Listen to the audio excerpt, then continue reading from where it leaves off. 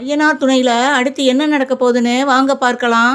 கார்த்தியாவை நினச்சி சேரன் கார்த்தியா மனக்கோலத்தில் பார்த்ததில் இருந்தே சேரனுக்கு மனசே இல்லை.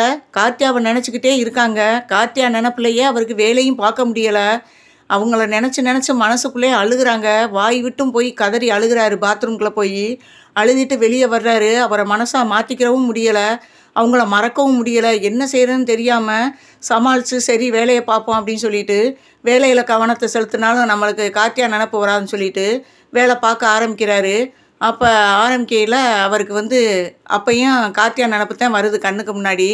ஏதோ யாபகத்தில் கைப்பிடி சவரை பிடிக்கிறதுக்கு பதிலாக சிலிப்பாகி மாடியிலேருந்து கடகடன்னு உருண்டு விழுந்துடுறாரு. விழுந்ததில் தலையில் சரியான அடி, பிளட்டு வெளியேறிக்கிட்டு இருக்கு.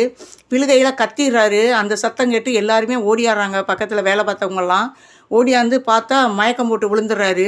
அதுக்கப்புறம் அவங்கள தூக்கி கொண்டு போய் ஆஸ்பத்திரியில் சேர்த்துட்டு அவங்க வீட்டுக்கும் சொல்லிடுறாங்க. இந்த மாதிரி சேரன் அண்ணாவுக்கு அடிபட்டுருச்சு, ஆஸ்பத்திரியில் சேர்த்துருக்கோம் சொல்லவும் இதை கேட்டு நிலா, நடேசன், சோழன், பாண்டியன், பல்லவன் எல்லாருமே பதறி அடித்து அழுதி தவிச்சுக்கிட்டு ஓடியாராங்க ஆஸ்பத்திரிக்கு.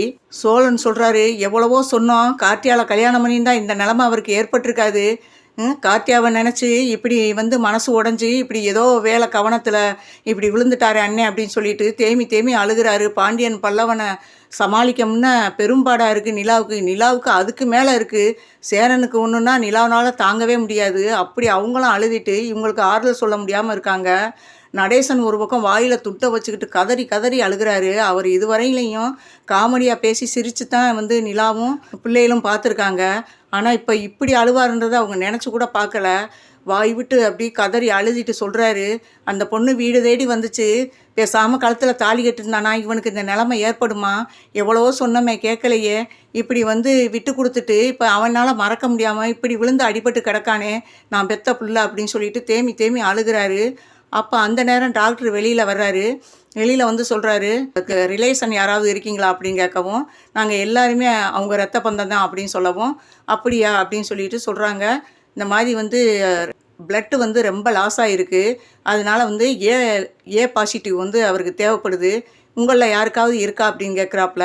உடனே இங்கே யாருக்கும் இல்லை, ஆனால் எங்களுக்கு தெரிஞ்ச ஒரு பொண்ணுக்கு இந்த பாசிட்டிவ் குரூப் இருக்குது அப்படின்னவும், அப்போ உடனே அவங்கள கூட்டிகிட்டு வாங்க, ஏன்னா 1 ஹவருக்குள்ளே பிளட்டு ஏற்றியே ஆகணும், அப்போ தான் அவர் பிழைக்கிறதுக்கு வாய்ப்பு இருக்குது, ஏன்னா பிளட்டு அதிகமாக போயிருச்சு அப்படின்னு சொல்லவும், உடனே சரிங்க டாக்டர், நான் எப்படியாவது கூட்டிகிட்டு வந்துடுறேன் அப்படின்னு சோழன் சொல்கிறாரு.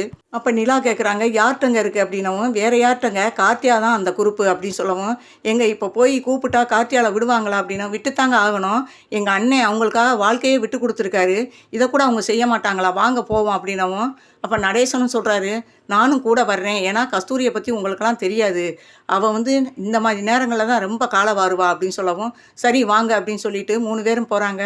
பாண்டியனையும் பல்லவனையும் ஆஸ்பத்திரியில் ஏதாவது டாக்டர் கேட்டால் நீங்கள் பக்கத்திலே இருந்து சொல்லுங்கள் அப்படின்னு சொல்லிட்டு போகிறாங்க. அங்கே கஸ்தூரி யதார்த்தமாக வெளியே தான் நின்றுக்கிட்டு இருக்காங்க. இவங்கள பார்த்ததும் இப்போ எதுக்கு வந்தீங்க அப்படின்னு கேட்குறாங்க. இங்கே பாருங்கள், உங்களோட நான் சண்டை போடலாம் வரல, எங்கள் அண்ணன் இந்த மாதிரி அடிபட்டு பிளட்டு தேவைப்படுது, அந்த குரூப்பு கார்த்தியாட்ட தான் இருக்குது, தயவு செய்து கார்த்தியாவை அனுப்பிச்சி விடுங்க, பிளட்டு ஏறினதும் நான் அனுப்பிச்சி விட்றோம் அப்படின்னு சொல்கிறாங்க. சோழன் சொல்கிறாரு, அதுக்கு இங்கே பாரு, என் பொண்ணுக்கு இன்றைக்கி தான் கல்யாணம் நடந்திருக்கு, சாயந்தரத்துக்கு அவளுக்கு சாந்தி முகூர்த்தத்துக்கு நாங்கள் ஏற்பாடு பண்ணிக்கிட்டு இருக்கோம், இந்த நேரத்தில் ஆஸ்பத்திரிக்கு அனுப்புங்கிறீங்க, வேறு எங்கேயாவது முயற்சி பண்ணுங்க அப்படின்னு சொல்கிறாங்க. எங்கள் மனசாட்சி இல்லாமல் எப்படிங்க இப்படி பேசுகிறீங்க? அன்னைக்கு சேரன் மாமா நேற்று விட்டு கொடுத்ததுனால தான் நீங்கள் நினச்ச மாப்பிள்ளைக்கு உங்கள் மகளை கட்டி கொடுத்துருக்கீங்க, அதை நினச்சி பாருங்கள் கொஞ்சமாவது, இப்படி மனசாட்சி இல்லாமல் பேசுகிறீங்க அப்படின்னு சொல்லிட்டு நிலா கேட்குறாங்க. இங்கே பாரு, என் பொண்ணுக்கு கல்யாணம் நல்லபடியாக நடந்திருக்கு, அதெல்லாம் அவளை நான் அனுப்ப முடியாது, நீ வேறு எங்கேயாவது போய்க்கங்க, சும்மா தேவையில்லாமல் இங்கே நின்று பிரச்சனை பண்ணக்கூடாது அப்படிங்கிறாங்க. அடி நன்றி கெட்ட நாயே, ஏண்டி என் மயன் கை காலில் விழுந்து என் மயன் மனசை மாற்றினதும் இல்லாமல் அவன் மனசு மாறினதுனால தாண்டி உன் பிள்ளைய உன்னோட அனுப்பிச்சி விட்டான், அந்த நன்றி கூட இல்லாமல் நன்றி கெட்ட ஜென்மமே, இப்படி பேசுகிறீடி, உயிருக்கு போராடிக்கிட்டு இருக்காண்டி என் மயன், என் மகனை காப்பாற்றுறதுக்கு உன் மகளை வாழ வையும் நாங்கள் கேட்கல, பிளட்டு கொடுத்துட்டு நாங்கள் கொண்டாந்து விட்டுறோம் சொல்கிறோம், அதுக்கே உன் மனசு இடம் கொடுக்க மாட்டேங்குதே, உன்னை போய் நம்பி அவன் உன் பிள்ளைய உன் கூட அனுப்பிச்சானே, அவனை சொல்லணும்டி, அவன் பிள்ளைய அனுப்பிச்சி விட்டுட்டு இப்போ அவன் உயிருக்கு போராடிக்கிட்டு இருக்கான், இப்போ கூட மனசு இறங்காமல் நான் விட முடியாதுங்கிறியடி, நீ எல்லாம் ஒரு பொம்பளையா அப்படின்னு கேட்டுக்கிட்டு இருக்கையில அங்கே கார்த்தியா வந்துடுறாங்க. என்ன பிரச்சனை இங்கே அப்படின்னு சொல்லிட்டு வேகமாக ஓடியாராங்க. ஓடியாந்ததும், இங்கே பாரு கார்த்தியா, சேரன் அண்ணாவுக்கு அடிபட்டுருச்சு, பிளட்டு தேவைப்படுது. அதுக்காக நாங்கள் கேட்டு வந்தோம். ஆனால் உங்கள் அம்மா கொஞ்சம் கூட நன்றியோடு இருக்காம அப்படி பேசுகிறாங்க. அதெல்லாம் வர முடியாதுன்னு.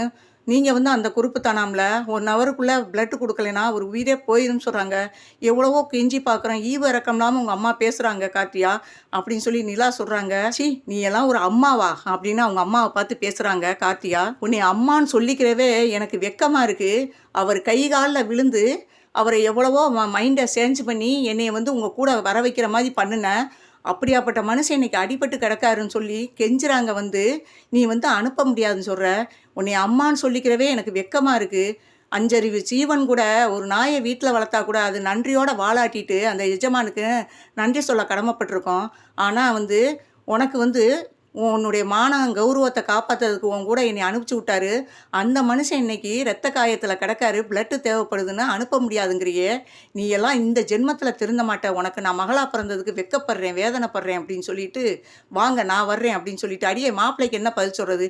நீ தான் நல்ல நாடகம் போடுவிய, அந்த மாதிரி ஏதாவது ஒரு சீனை போட்டு சமாளி, உனக்கு சொல்லியா கொடுக்கணும் அப்படின்னு சொல்லிட்டு வாங்கன்னு சொல்லிட்டு ஆஸ்பத்திரிக்கு வேகமாக வந்து கார்த்தியா வந்துக்கிட்டு இருக்காங்க.